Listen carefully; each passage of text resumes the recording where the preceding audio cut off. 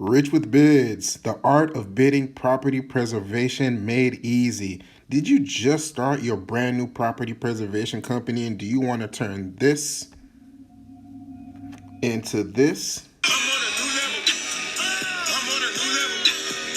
I'm on a new level. Well, stay tuned. I know what some of you are thinking. What the heck is property preservation? So I'm going to give you a quick rundown just for people that have no idea, and this is your first time tuning in. That way you can have a little bit of a backstory really quickly. Property preservation is basically the process of caring for the inside or outside of foreclosed property, whether it's vacant or occupied.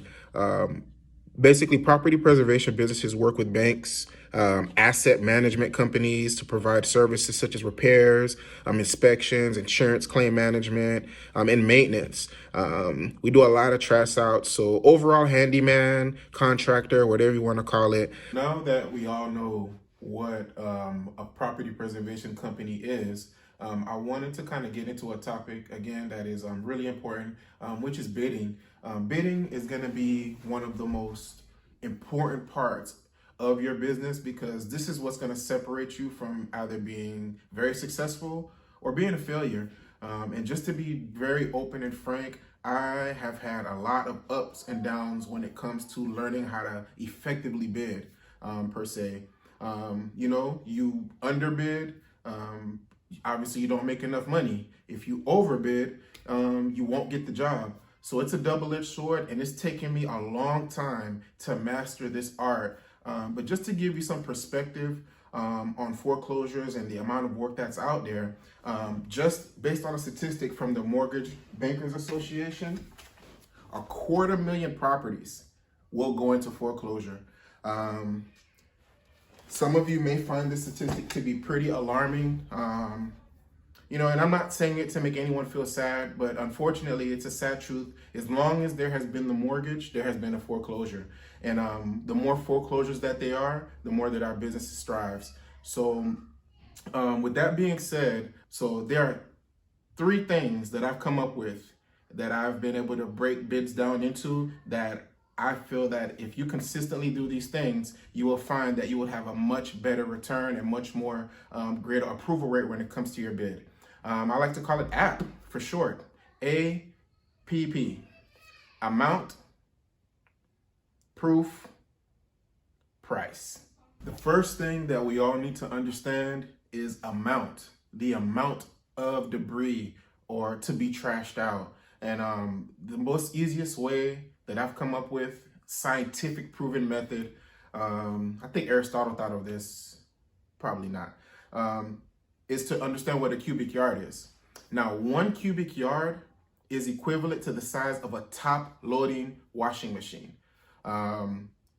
This is very important because this is typically the basis of measure that majority of all asset managers and all banks will use to determine how much debris is going to need to be hauled off. So your ability to eyeball how much cubic yards of debris you have is going to be so important. So don't overthink this. Very simply, 1 cubic yard is the size of a top loading washing machine. Okay, you have to nail this because the amount of debris is going to determine how much the bank's going to be willing to pay for the amount of stuff out there. So you have to hit the nail on the head with this. You have to have a good understanding of how much 1 cubic yard is equivalent to. Okay, and that's going to be the foundation of how you create your bids. Proof. If you have any aspirations of getting your bid approved, you're going to have to provide some type of proof.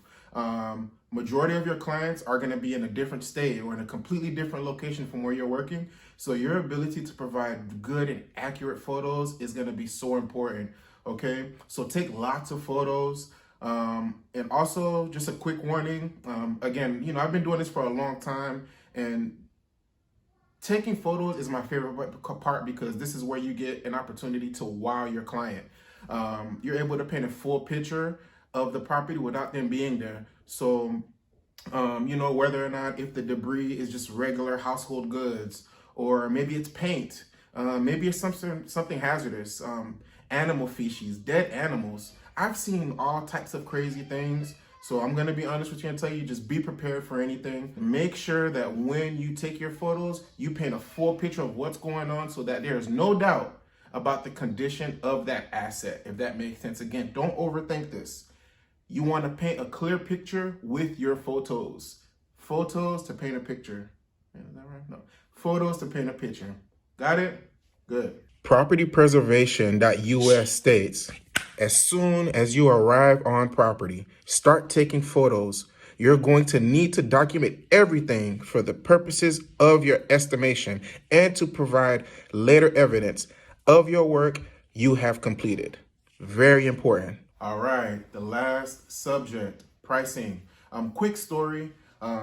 I once did a job in my earlier days for a newer client. I went out to the job site and there was about maybe 20 cubic yards of debris there, and I got a thumbs up over the phone to go ahead and haul the debris out.